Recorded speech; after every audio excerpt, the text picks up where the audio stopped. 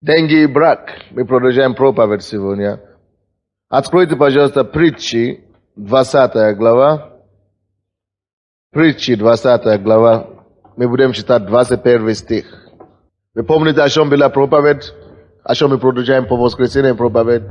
Деньги и брак.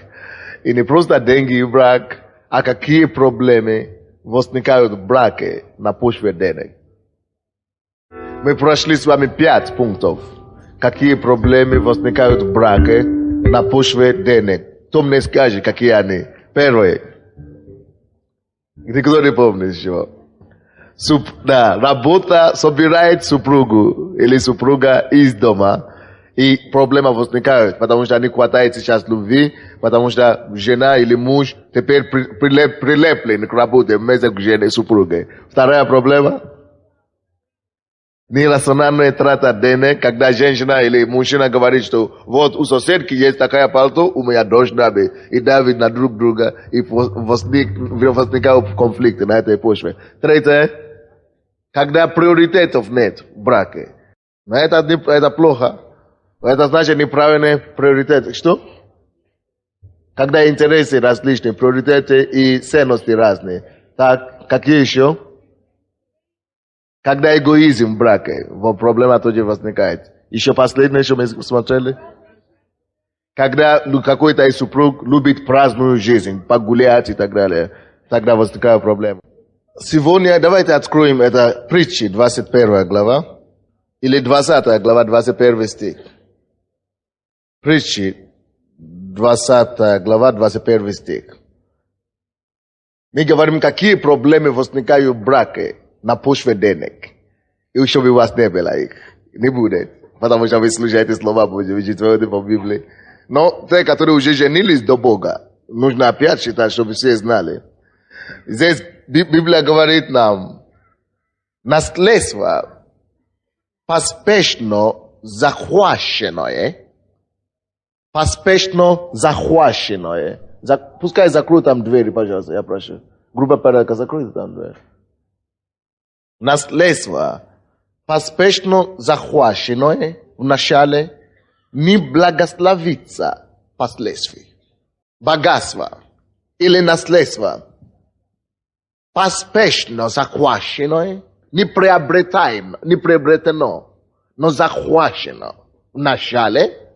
Любое богатство, любое или даже наследство, которое человек не приобрел, но захватил. Или через хитрость, или хитростью, или через какие-то махинации.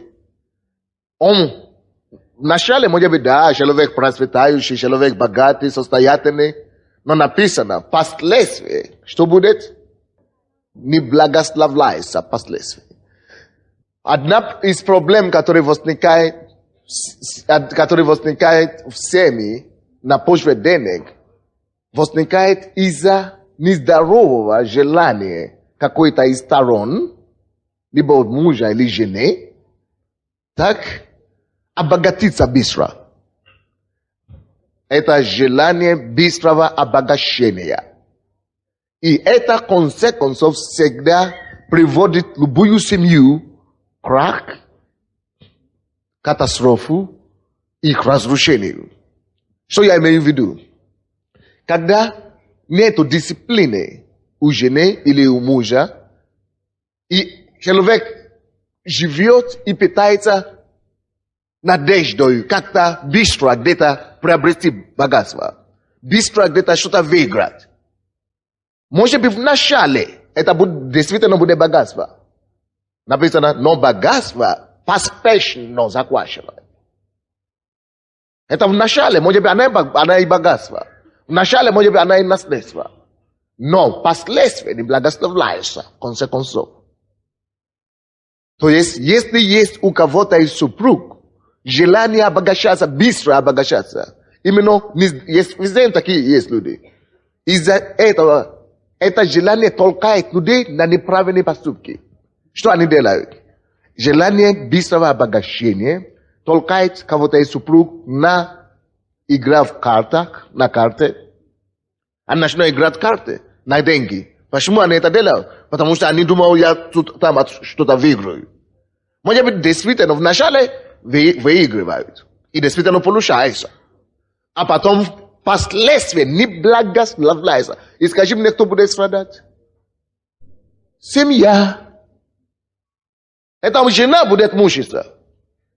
Это дети будут мучиться. Потому что его нездоровое желание обогатиться, он потом теряет. Кто-нибудь знает, кто любит карту играть? Это правда, то, что я говорю. Желание, нездоровое желание обогатиться, может быть, вначале и дает что-то, но впоследствии не благословляется поспешное захваченное богатство. Поспешное захваченное богатство – это желание есть в сердце человека. Она может быть в виде, есть современные карты сейчас, называется казино. Есть некоторые люди, и почему люди идут играть на казино? Потому что они хотят захватить, они хотят выиграть что-то. Больше денег выиграть. Вот это не желание, не здоровое желание, но быстро обогатиться, быстро какое-то незаработанное средство, но приобрести, в конце концов, не благословляется тем, что это человек, который в казино раньше выигрывал, начнет потом проигрывать. И терять все. Вы в курсе, о чем я говорю? Вот, такие ситуации, что они создают семьи? Они создают проблемы. Почему эти проблемы? На почве денег. Хочу деньги, хочу зарабатывать. Он не хочет зарабатывать, а приобрести. Вы видите разницу, что я говорю? Когда первое, что мы говорили, это те, которые хотят зарабатывать и уходят из дома, работают с утра до вечера. А тут не то, что он хочет зарабатывать, а он хочет просто приобрести, он хочет просто захватить, где-то получить. Слушайте еще раз. Я это говорил когда-то, но я хочу повторить вам, что человек, или даже есть некоторые люди, которые любят играть в лотереи какие-то. Ну, лотереи, как еще называется? Лотереи, да? Вот. Они лото Украины или лото, что-то такое говорят. И лотереи разные есть. Почему люди играют в лотереи? Кроссворды всякие. Потому что они хотят как-то не зарабатыванные деньги получить. Незаработанные деньги получить. Ты можешь получить, но впоследствии оно не благословляется. Слушайте меня. Человек, который приобрел или получил лотерею, даже если он получил, допустим, $1 миллион, я вам сказал, что я уже говорил, я хочу вам сказать, человек, который богат, стал богатым, впоследствии лотереи, впоследствии что-то приобретенное, но не заработанное, на самом деле не есть богатый человек. Он не есть успешный человек. Любой человек, кто приобрел богатство не собственным трудом, он не богатый, он не успешный. Почему? Потому что он не приобрел эти деньги. И статистика показывает в Америке, что 80% людей, которые выигрывали, вы знаете, есть такой 100 миллионов лотерей в Америке, которые каждый год выигрывают. Большинство людей, которые выигрывали по 100 миллионов в Америке, 10 лет спустя они оказались в такое же положение, откуда они начали до выигрывания лотереи. Вы можете себе представить, 100 миллионов это сумасшедшие деньги. Можно не работать всю жизнь и просто кушать и жить. Ты будешь жить хорошо.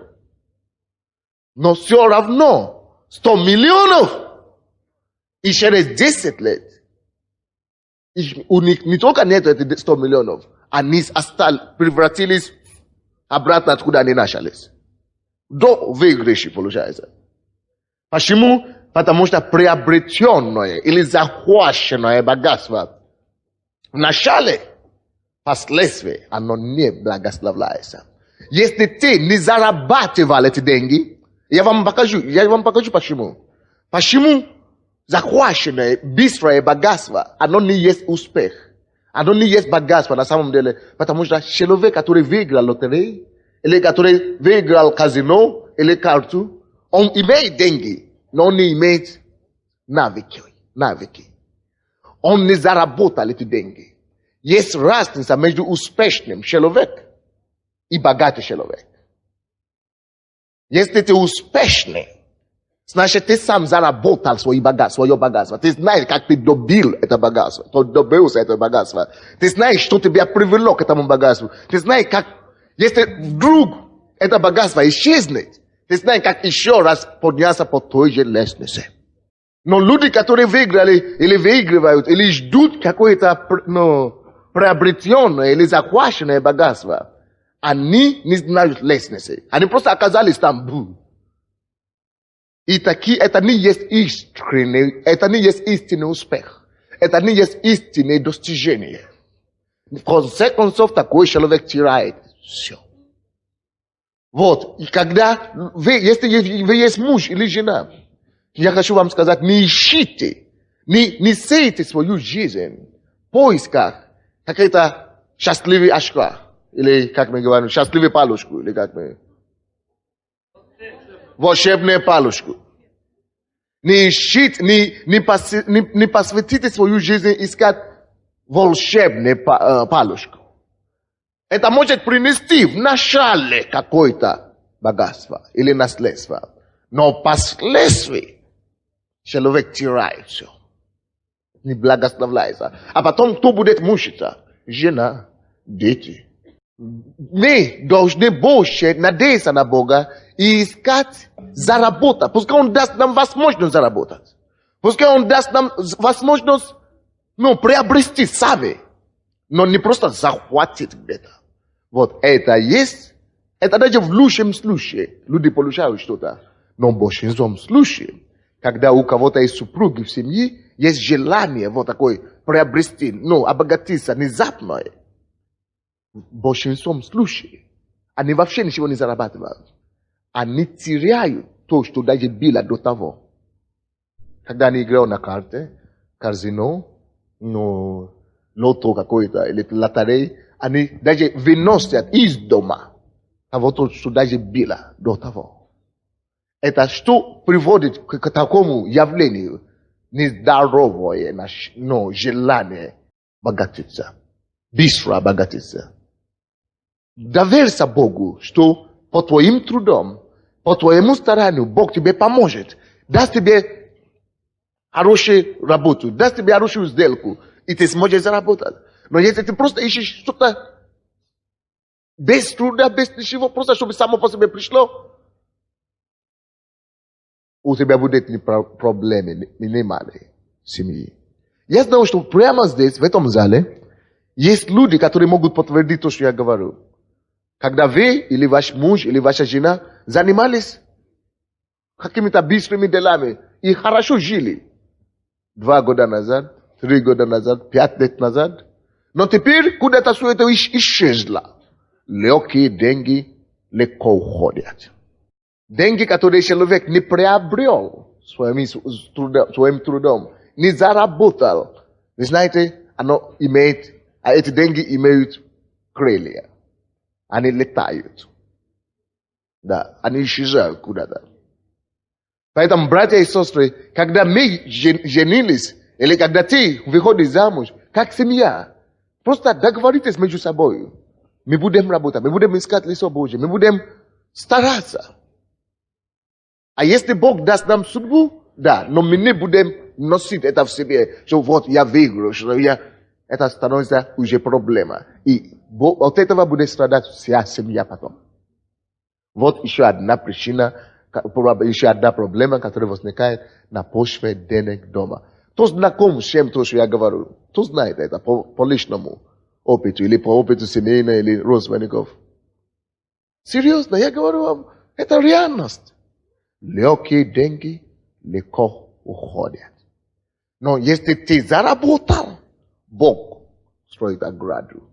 Конечно, есть люди, которые зарабатывают, тоже теряют по разным причинам. Но я говорю о верующих теперь. Я говорю о тех, которые знают Бога, которые заработали в Боге.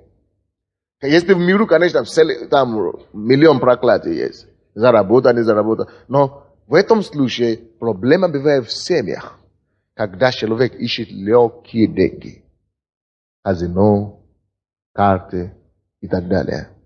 Братья и сестры, вот почему мы, христиане, не играем в эти карты за деньги. Мы можем играть на карты, как спорт, как это. Но мы не играем в карту, как на деньги. Мы не одержимы этими. Мы не зависимы от карты. И мы не зависимы также от казино. Вы знаете, карта и казино, вы знаете, это то же самое, как наркомания. Это то же самое, как зависимость наркотиков. То же самое, это как раковая болезнь. Она углубляется и еще ухудшается. Когда нету свободы, люди могут погрязть в это. Не дай Бог, чтобы кто-то из нас попал туда. А если у вас родственники, кто-то попал в такой, это самое, молитесь за них. Просто молитесь за них. Приходите в церковь, приглашайте к Богу, и Господь может делать чудо. А если у вас родственники, кто-то попал в такой, это самое, молитесь за них. Просто молитесь за них. Приходите в церковь, приглашайте к Богу, и Господь может делать чудо. Я знаю людей, которые Бог освободил. Кого Бог освободил от карты, от казино или такие вещи. Как мы называем их вообще, эти вещи? Азартные игры. Кого Бог освободил? Я вижу руки, да. Конечно, люди есть такие, которые Бог освободил. Короче, это такая следующая проблема. Когда кто-то любит, не только посредством азартные игры, люди любят быстрое богатство. Да, то есть быстрое, именно поспешное богатство. Когда, какими способами еще, кто знает, люди любят афера, раньше выхватить то, что могло быть достичь, прийти тебе потом.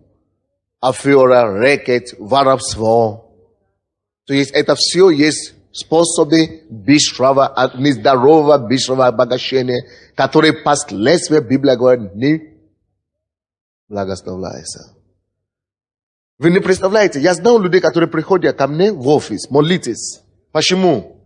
Муж проиграл свои деньги и поставил квартиру.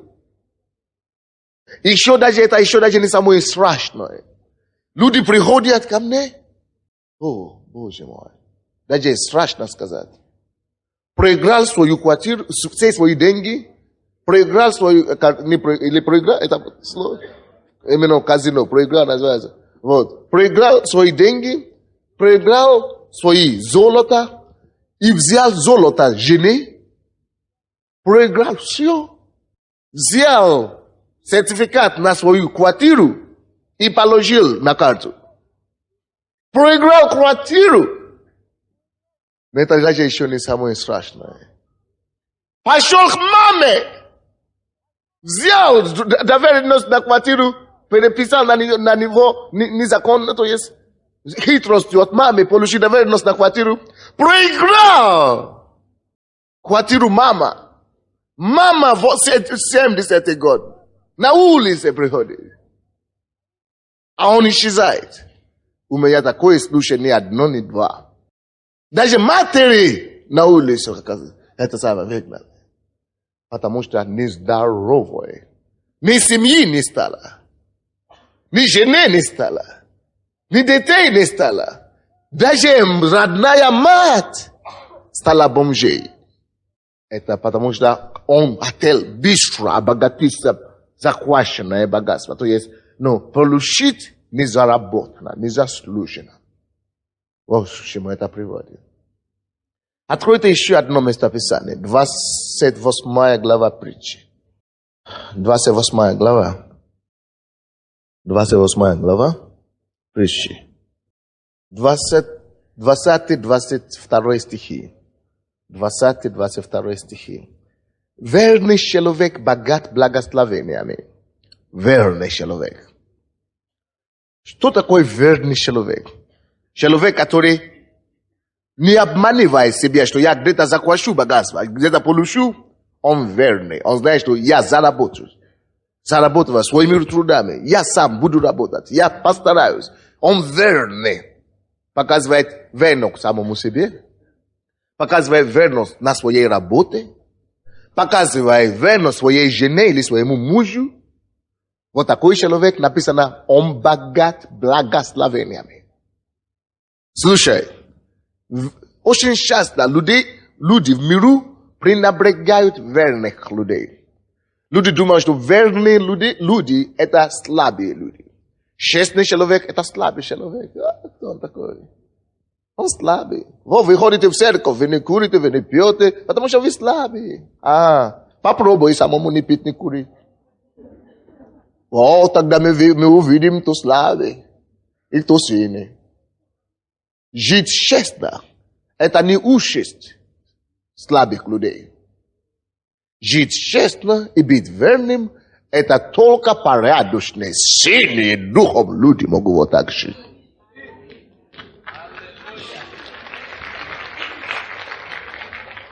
И, конечно, на первом плане, первый взгляд, как будто, ты работаешь верный, куда тебя везет твой верность? Никуда.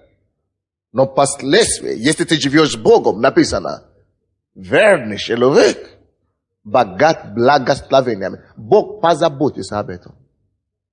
Он позаботится.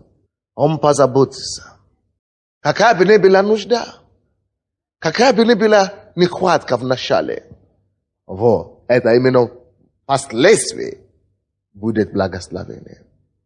Я начал в церковь. Когда я работал на телевидении, я была трехкомнатная квартира, где служебная. И машина. Когда я начал церковь, я вынужден выехать с трехкомнатной квартиры. Отдать машину и жить в общежитии. 4 человека в комнате. Не было ничего предвидено. Но Бог любит верность. И когда ты верный... Сейчас я уже не живу в общежитии. Я не остался там. Если ты будешь верный, Бог тоже будет верный. Бог позаботится, чтобы твоя верность была вознаграждена. Потому что написано, верный человек, богат благословениями. По разными путями, разными способами Бог позаботится. И в семье будет благословение. Особенно если ты верный в семейном плане. Если ты верный жене, если ты верный мужу, Бог благословит в тебе. Некоторые люди думают, что какими-то быстрыми путями они могут заработать. И при этом делают неверные, то есть живут нечестной жизнью. Наоборот, только верность приносит благословение. Верный человек богат благословениями. А кто спешит разбогатеть, тот не останется ненаказанным. Тот, кто спешит разбогатеть, вот так те, которые мы говорили вначале, вот эти, которые спешат разбогатеть, не останутся ненаказанными. Просто не останутся ненаказанными. Закон. Никуда не денется, короче. Не останется все. Каким-то образом ты получишь наказание. Если ты спешишь, то есть нету верности, нету терпения, нету благодати, нету. Ты просто твое одно. Плеваешь на семью, плеваешь на это самое, и спешишь к богатству. Не останется наказание. Но беда в том, что когда такие люди получают свои наказания, вместе с ними мужья, жены, дети, мужья и так далее. Родные, мать, отцы. То есть это одна из проблем, которые возникают в семье, когда человек очень просто спешит разбогатеть. 22 стих говорит, спешит богатству завистливый человек и не думает, что нищета постигнет его. Видите как? Спешит к богатству завистливый человек. Он еще завистливый. Он еще не стал независимым. Он еще учится, короче, он ученик. А спешит. Как я? Почему я хуже? Чем я хуже, чем того? Спешит. Он еще, ученик, пацаны, как вы говорите, пацаны. Еще не пацаны, или что? Еще ничего не знаю в жизни. Уже спешит. Я помню, вот у меня муж, вот у меня водитель, который сейчас водит меня. Он был бизнесменом в миру. Он говорит, 22 года он уже имел свой, не только собственный автомобиль, он уже свой собственного водителя имеет. 22 года, после армии сразу, уже все раскатается по городу. Но как это интересно, сейчас он говорит, как это я мог жить без этих всех истин, которые я теперь познаю в церкви? Это после того, как все уже пролетало, конечно. Теперь он мне помогает водителям работать. И говорит, я больше счастлив, работая водителем, чем когда я сам раскатался с моим водителем по городу. Он говорит, что я даже не... 1% того, то, что я сейчас познаю у Бога и у пастора, даже не знал тогда. Потому что он еще, как там написано, завистливый. Человек еще ученик по жизни. Человек еще не приобрел навыки жизни. А он уже, кем-то крутить может стать. Кем-то он нужно быть. Как все. Завистливый человек не имеет права. Пока он еще даже не имеет жизни, не обладает познанием жизни. Ему не надо никакому богатству спешить. Ему надо пока успокоиться и приобрести качество жизни, приобрести навыки жизни. А потом своевременно Бог и доведет тебя до богатства. Но если ты будешь спешить вместо навыки, перепрыгнешь это, чтобы достичь богатства. Ну, конечно, ты достигнешь. Но вначале наследство, которое ты должен был получить в конце жизни. Если получаешь наследство, это получается, быстро, схваченное получается. Вначале. Вроде бы есть. А последствия уже не благословены. Не благословляется. Вы знаете, где-то 3 года назад, 5 лет тому назад, я приехал сюда, я смотрел по городу, мне просто стало смешно. И у меня была борьба большая. Потому что 5 лет тому назад я жил, с тех пор, как я стал верующим.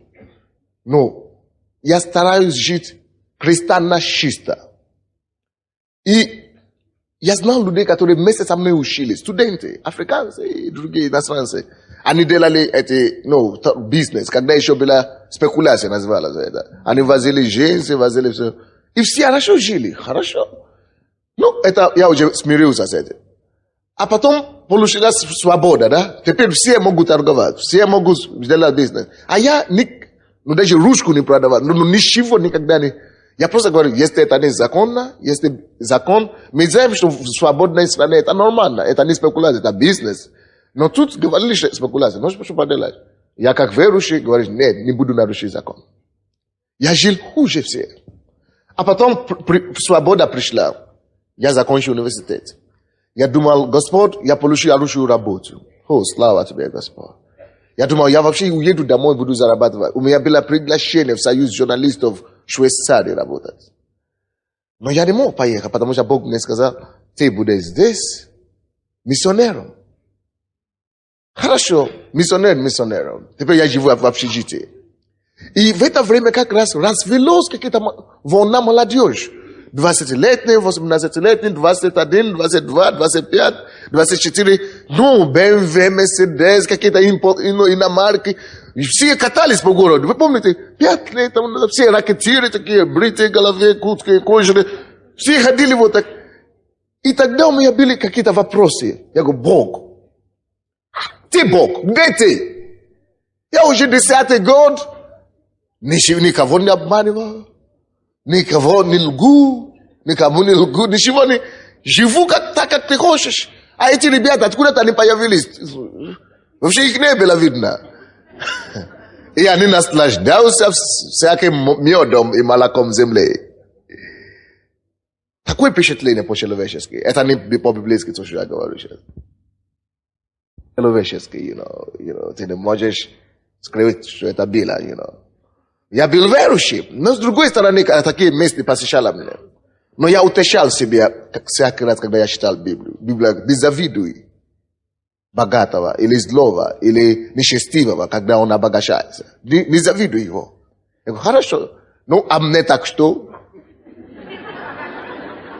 Я говорю, ладно, Бог, я-то знал, что ты прав все равно. Ладно, не буду завидовать, что поделаешь. Буду жить, как ты говоришь. Смиряюсь, короче, смиряюсь. 5 лет спустя. Эти все ребята куда-то они поисчезали. Кто-то мне сказал, что 200 тысяч человек сидит в украинских тюрьмах.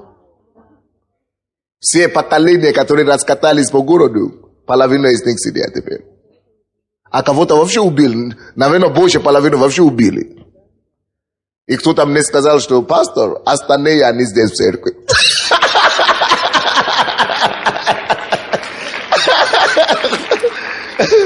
Либо здесь, либо в таких подобных церквях. Уже поняли. А в это время люди, которые ставили вещи в свое время, правильно. Я тогда вроде бы говорил, что но если ты ставишь приоритеты жизни, Божьи законы, ты постепенно, конечно, ты не все, как они, все раз, все стало, постепенно, но Бог докажет свою верность. Написано, верный человек богат благословениями. Последствия, ты будешь богат благословениями. Аминь. О, Боже мой, я хотел сегодня 3 пункта пройти. Я еще на дом. Еще свадьба предстоит. Получается, не получится. К сожалению. Я хотел много сказать. Но Бог сегодня дал нам прорыв. Освобождение кому-то. Это тоже хорошо. Будем слушать слово в следующий раз. Но давайте прочитаем это 22 стих. Вот почему нам надо больше зал. Почему я должен спешить закончить? Потому что второе служение вот сейчас начнется. А я должен быстро проповедовать второе служение, потому что я должен ехать, видите. И 22 стих. Спешит к богатству завистливый человек и не думает, что нищета постигнет его. Всякий раз, когда завистливый человек спешит к богатству. Вы знаете, что такое завистливый человек? Человек, который еще не стал самостоятельным в жизни. Человек, который еще ничего не достиг. Человек, который еще учится. Короче, пасана, как вы говорите, пасуна или пасана? Пасан, да. И еще ничего не достиг в жизни, а он спешит к богатству. Написано, что рано или поздно, кто бы он ни был, его постигнет нищета. Поэтому нам надо сначала приобрести навыки жизни. Надо сначала приобрести навыки Слова Божьего. Надо сначала познать Бога, а потом работать своим трудом, быть искренним, честным, верным. И мы увидим, что Бог покажет свою верность нам. Аминь. Вы помните, проблема, которая возникает в семьях, иногда это из-за того, что нездоровое желание у кого-то из супруг разбогатиться. И они всегда приходят к нищете.